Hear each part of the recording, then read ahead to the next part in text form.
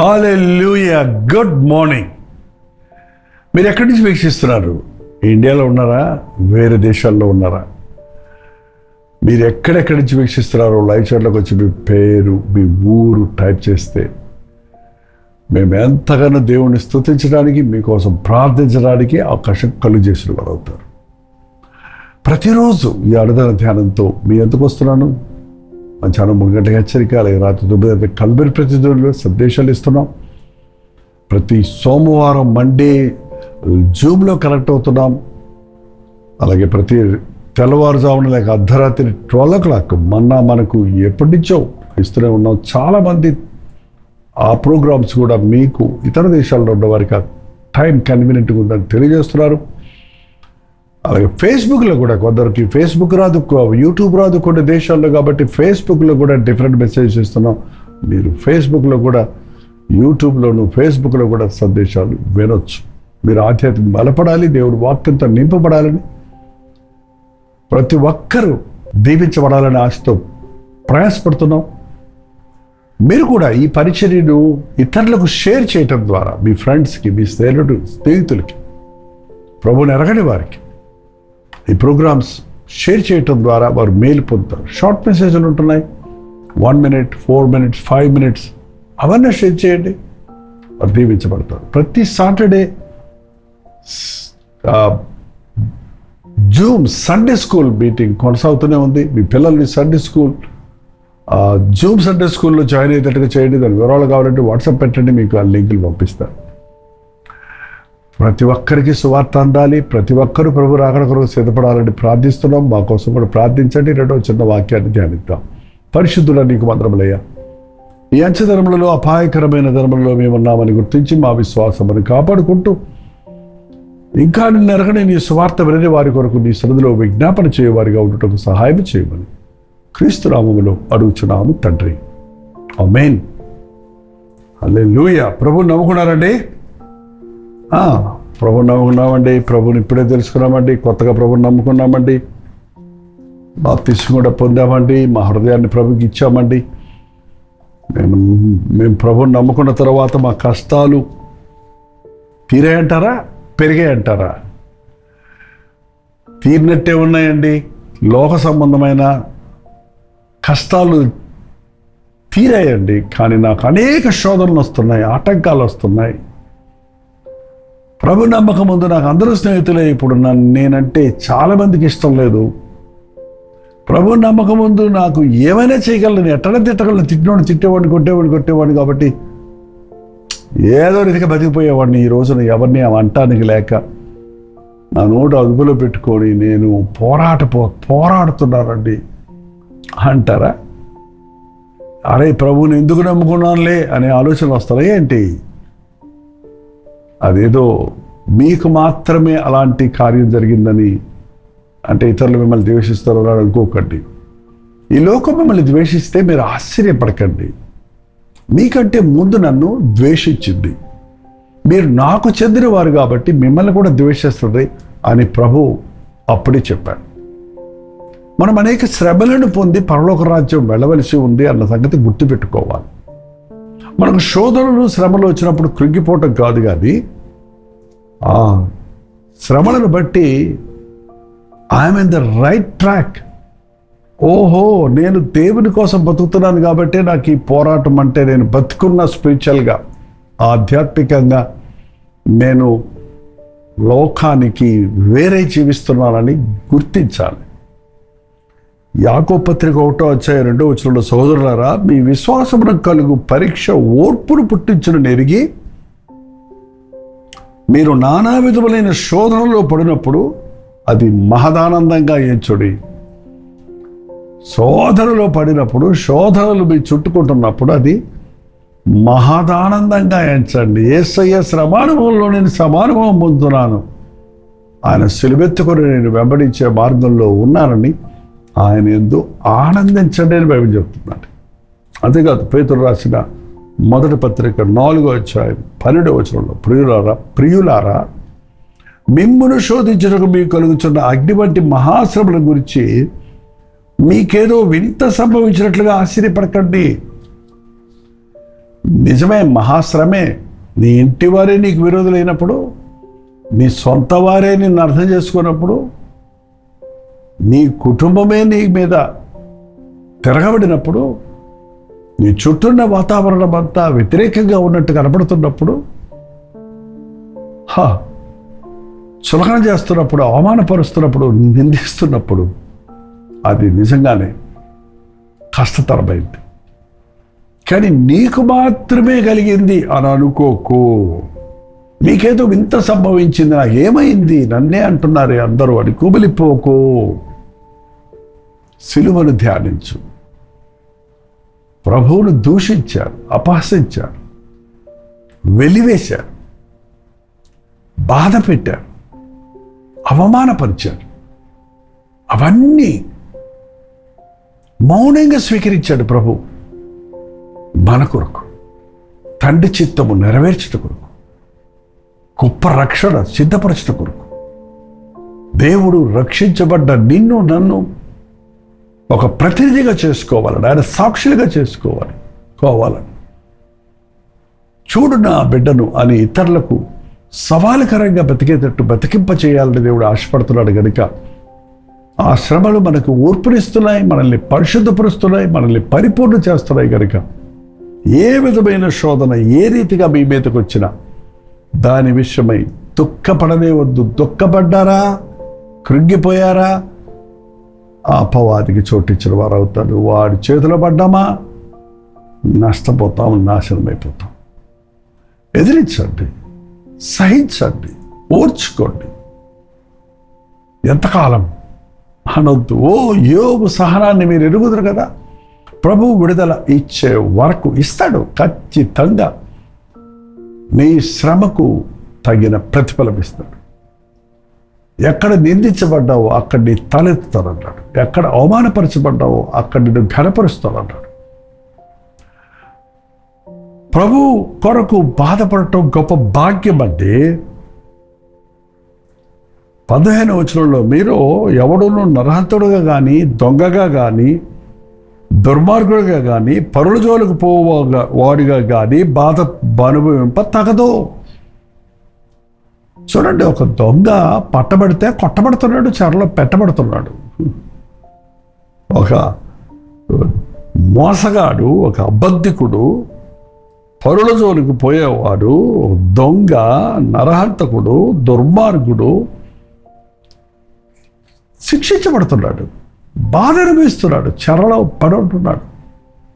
మీరు ఒక దొంగగా కానీ, ఒక నరహంతకుడుగా కానీ, ఒక వ్యభిచారిగా కానీ, ఒక దుర్మార్గుడిగా కాదు కానీ ఎవడైనాను క్రైస్తవుడైనందుకు బాధను అనుభవించడలా అతడు సిగ్గుపడక ఆ పేరును బట్టి దేవుని మహిమపరచవలను. 16వ వచనంలో ఎవడైనాను క్రైస్తవుడైనందున బాధపరచబడిన ఎడలా, హల్లెలూయా, క్రీస్తు నిమిత్తం బాధ పొందటం గొప్ప శ్లాఘ్యం.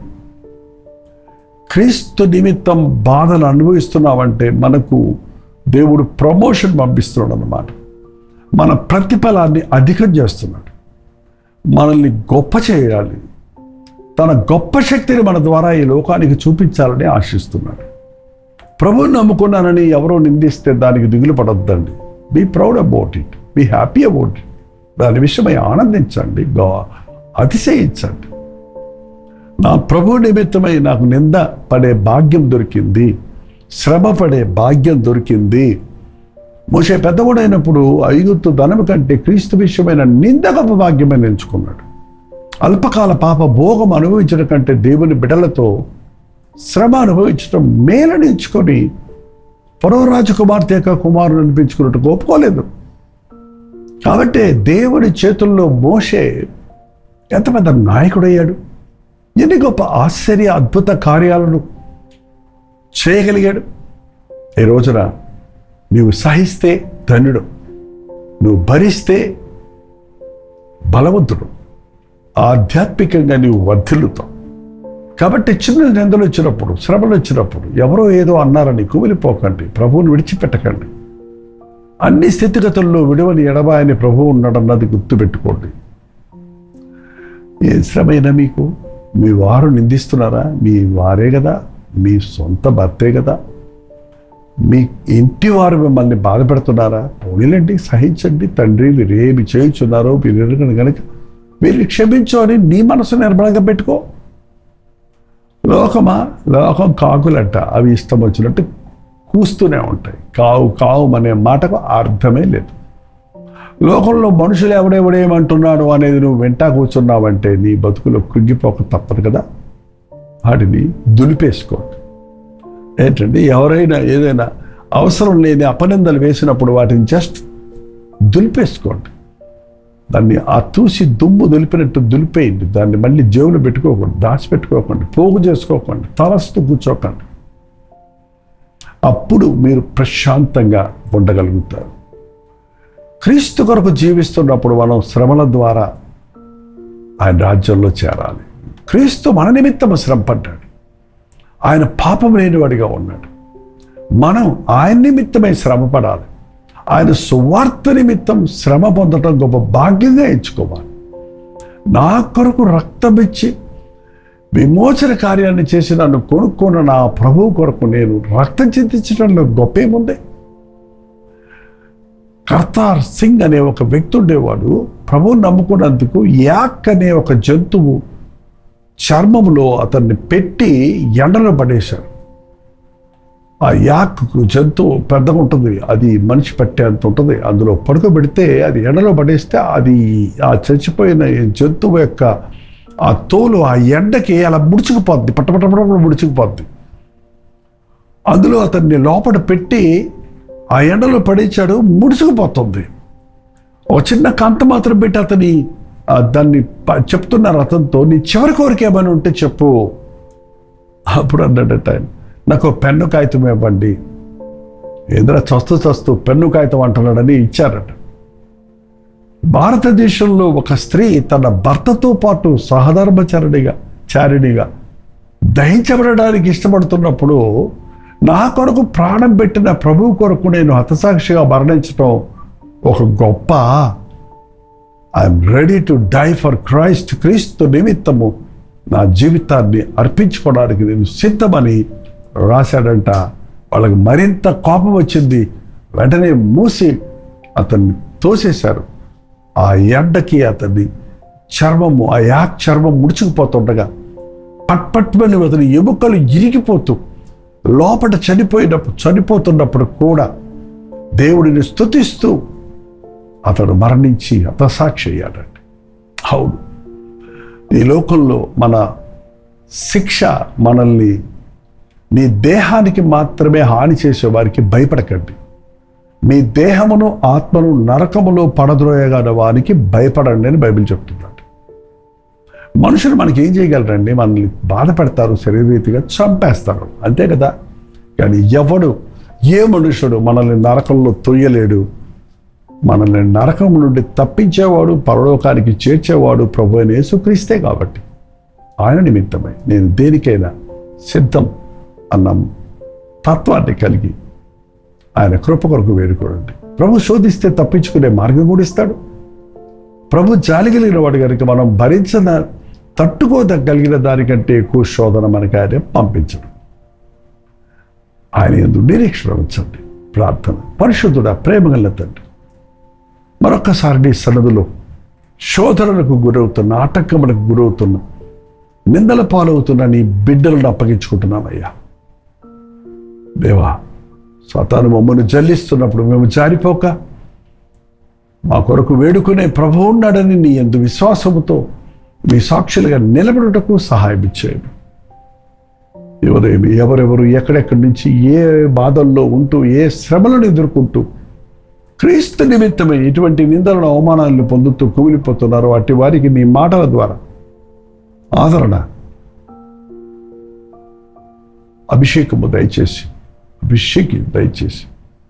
తగిన సమయంలో నీవు హెచ్చించినట్లు బలిష్టమైన హస్తం కింద అణిగుండుటకు సహాయం చేయమని క్రీస్తు నామములో అడుగుచున్నాము తండ్రి. ఆమేన్. తండ్రి అయిన దేవుని యొక్క ప్రేమయు, కుమారుడైన క్రీస్తు యొక్క కృపయు, ఆదరణకర్త అయిన పరిశుద్ధాత్మ యొక్క సహవాసమును కుడి వచ్చిన మనందరికీ ఇప్పుడును సదాకాలము తోడైండును గాక. ఆమేన్. మీ ప్రార్థన సొత్తుల భారాలు 954041 నెంబర్కి మీరు ఇతర దేశాల్లో ఉంటే 91001009 నెంబర్కి టెక్స్ట్ లేక వాయిస్ మెసేజ్ వాట్సాప్ పెట్టండి. మీరు ఎక్కడెక్కడి నుంచి వీక్షిస్తున్నారో లైవ్ చాట్లోకి వచ్చి మీ ఊరు పేరు టైప్ చేయటం మర్చిపోకండి. ప్రతిరోజు ఈ సందేశాలు వినడం ద్వారా ఆధ్యాత్మికంగా బలపడండి, ఆశీర్వదించబడండి. ప్రవచితమైన మధ్యాహ్నం 3 గంటల హెచ్చరిక, అలాగే రాత్రి 9 గంటలకి కల్వరి ప్రతి దూరిలో మళ్ళీ కలుసుకుందాం. అంతవరకు దేవుని మహాకృప మీకు తోడైనది గాక.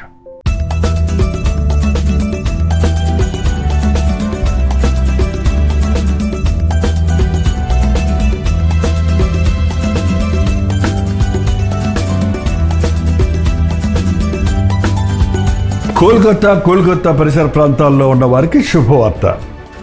ప్రభుత్వమైతే కోల్కతాలో మార్చ్ 4వ తారీఖున ఒక ప్రత్యేకమైన గెట్ టుగెదర్ను ఏర్పాటు చేస్తున్నాం. తెలుగువారైన మీరందరూ వస్తారని, అదే సమయంలో బెంగాలీ భాషలో మన టీవీ ప్రోగ్రామ్స్ వీక్షిస్తున్న వారు, హిందీ వారు, తమిళ వారు, ఇతర భాషల వారు కూడా ఈ గెట్ టుగెదర్కు ఆహ్వానిస్తున్నాం. మీరందరూ రండి, మనందరం కలిసి దేవునిని ఆరాధిద్దాం, ఆయన వాక్యం ద్వారా ఆదరించబడదాం. మరి ముఖ్యంగా టెలివిజన్ కార్యక్రమాల ద్వారా వాక్యం వింటున్న మిమ్మల్ని ముఖాముఖిగా చూసి మీకోసం వ్యక్తిగతంగా ప్రార్థించాలని కోల్కతా వస్తున్నాను. రండి, పాల్గొనండి, దైవాశీర్వాదాలు పొందండి. మార్చ్ 4వ తారీఖు మధ్యాహ్నం 2 గంటల నుంచి సాయంత్రం 7 గంటల వరకు ఒకే సెషన్ కాబట్టి ఖచ్చితంగా రండి. మీరు దూర ప్రదేశాల నుంచి వచ్చేవారు తిరిగి వెళ్ళడానికి 7 గంటలకే మీకు ముగిస్తున్నాం. పెందలగడ రండి, 1 గంటకే రండి. దేవుని సలుగులో ఆయన దీవెనలను అనుభవించండి. చిన్నగా గమనించండి, Bible society of India, Jawaharlal Nehru road, Dharmatala, Kolkata. కింద ఇవ్వబడినటువంటి ఫోన్ నెంబర్కి మీరు వాట్సాప్ పెట్టండి, కాల్ చేయండి. మరిన్ని వివరాలు మీకు తెలియజేయబడతాయి. QR కోడ్ కూడా ఉంది. లొకేషన్ షేర్ చేసుకోవడానికి ఈజీగా ఈ QR కోడ్ను మీరు షేర్ చేసుకోండి. తప్ప వస్తారు కదా.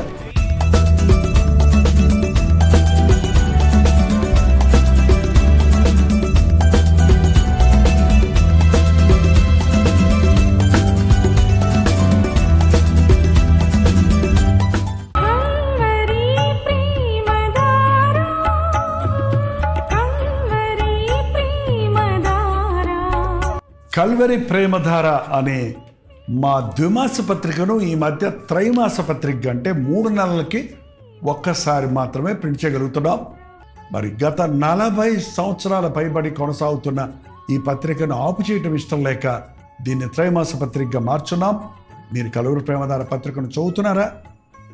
ఒక ఉచిత పత్రిక కావాలంటే ఇవ్వాలే మీ పేరు, చిరునామా, అడ్రస్తో పాటు ఇంటి నెంబర్తో పాటు క్లియర్గా పంపించండి. తప్పకుండా ఒక ఉచిత పత్రికను మీకు పంపిస్తాం.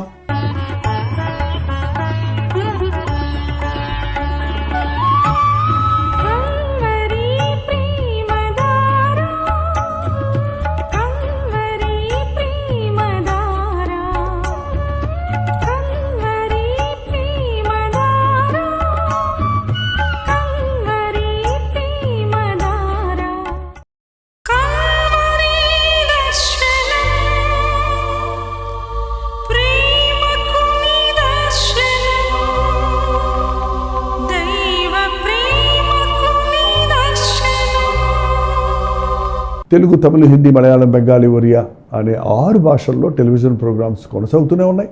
భారభరితమైన పరిచయంలో మీరు సహకరించాలని ఆశిస్తే, ప్రభు మిమ్మల్ని ప్రేరేపిస్తే మీ విరాళాలు, కానుకలు మనకి మీరు పంపించవచ్చు. అవి నేరుగా టీవీ ఛానల్స్కి వెళ్తే అందులో ఏది మేము మా సొంత ఖర్చుల కొరకు ముట్టుకోవటం లేదు, వేరే పరిచయ కొరకు ముట్టుకోవటం లేదు. టెలివిజన్ పరిచయలో ఇంకా సువార్త వినని వారికి అది అందించాలని ఆశతో ఒక 20 సంవత్సరాలుగా కొనసాగుతున్న పరిచయం కొరకు ప్రార్థించండి, మీ సహకారాన్ని అందించండి. ఈ విషయం మీకు ఇంకా వివరాలు కావాలంటే 89393939 అనే నెంబర్కి మార్నింగ్ 10 నుంచి ఈవినింగ్ 10 లోపల మీరు ఫోన్ చేయండి, వివరాలు మీకు తెలియజేస్తాం.